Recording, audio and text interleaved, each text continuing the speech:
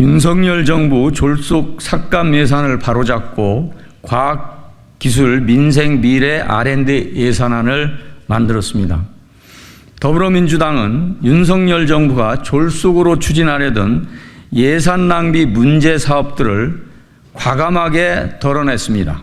대신 우리 과학기술계와 미래 청년 세대를 위한 예산을 확보하는 데 총력을 다했습니다.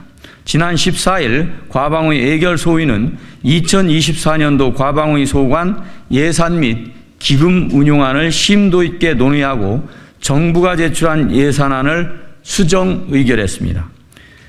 과기정통부 소관 예산의 경우 정부 안에서 약 2조 19억 원을 증액하고 윤석열 정부에서 졸속으로 추진한 사업 예산 약 1조 1,514억 원을 감액해 8,505억 원을 순증했습니다. 특히 과학기술의 민생과 미래를 할 수 있는 R&D 예산 삭감 후폭풍으로 실직 위기에 놓인 학생연구원의 인건비를 우선 확보했습니다.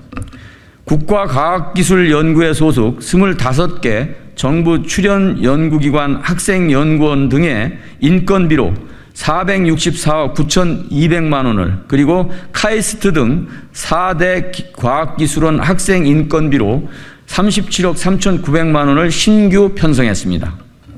우리 과학기술계와 대한민국의 미래인 학생연구원들의 고용 안정을 위해 인건비를 직접 지원할 수 있도록 한 것입니다.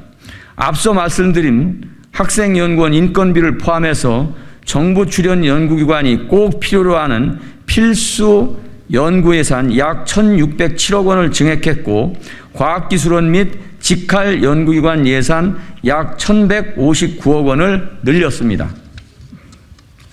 국정감사 등을 통해 규정 위반과 산출 근거 부재 등이 지적되고 정부도 편성 과정에 잘못을 인정한 글로벌 예산 등을 삭감해 재원을 마련했습니다.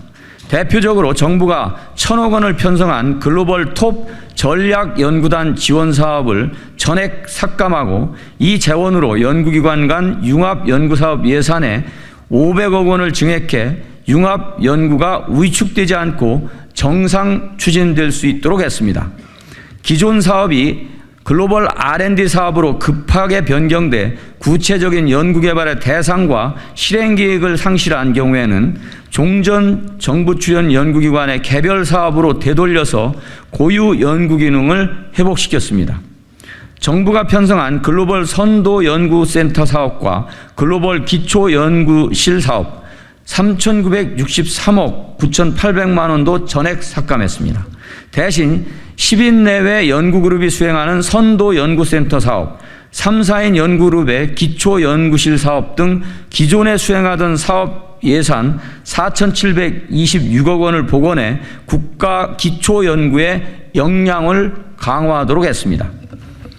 더불어민주당은 윤석열 정부가 졸속으로 삭감한 과학기술 예산을 바로잡기 위해 과학기술 민생 미래 R&D 예산안을 국회 예산결산특별위원회에 전달하겠습니다.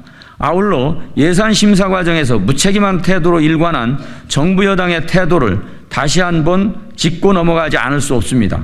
정부와 국민의힘은 R&D 예산 삭감에 따른 부작용이 없게 보완하겠다고 했지만 연구 현장에 필요한 예산을 수용할 수 없다는 입장을 고수하고 있습니다.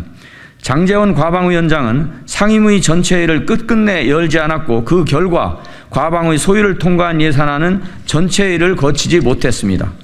우리 과학기술계와 미래 세대를 위한 예산을 거부하는 정부와 국민의힘의 심각한 유감을 표합니다. 상임위에서 논의되고 수정된 과학기술 민생 미래 R&D 예산안이 예결위 심사를 거쳐 2024년도 확정 예산에 반영될 수 있도록 민주당은 마지막까지 최선을 다하겠습니다. 2023년 11월 21일 더불어민주당 과학기술 R&D 예산 대응 TF 및 국회 과학기술정보방송통신위원회 더불어민주당 의원 일동 이상입니다.